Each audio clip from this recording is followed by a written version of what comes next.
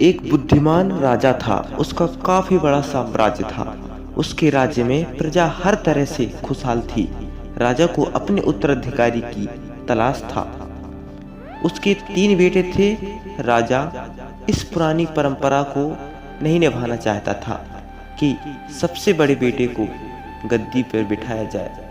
वह सबसे बुद्धिमान और काबिलियत बेटों को सत्ता में बैठाना चाहता था। इसलिए राजा ने उत्तराधिकारी के लिए तीनों की परीक्षा लेने के लिए फैसला लिया। राजा ने तीनों बेटाओं को अलग अलग दिशाओं में भेज देता है और उनके हाथ में एक एक सिक्का दे देता है और कहता है, तुम एक सिक्के से ऐसी चीज खरीदो कि पूरा महल भर जाए।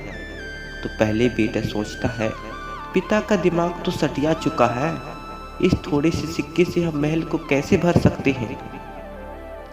इसलिए वह एक तहखाने में जाकर वह पहला बेटा शराब पीकर सो गया था। राजा के दूसरे बेटे ने सोचा और इतना आगे निकल चुका था कि वे इस नतीजे में पहुंच चुका था, शहर में तो सबसे सस्ता कूड़ा कचरा ही है, इसलिए क्यों ना महल में कूड़ा कचरा से भर दिया जाए। तीसरे बेटे ने 2-3 दिन तक इतना चिंतन मनन किया कि महल को सिर्फ एक सिक्के से कैसे भरा जाए जिससे पिता का उम्मीद पूरी हो सके।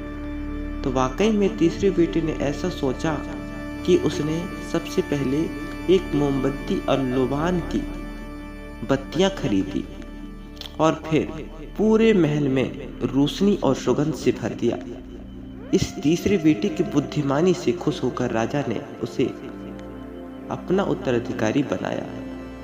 इसलिए कहा जाता है, बुद्धि है तो सब कुछ है, लेकिन बुद्धि नहीं है तो सब नहीं।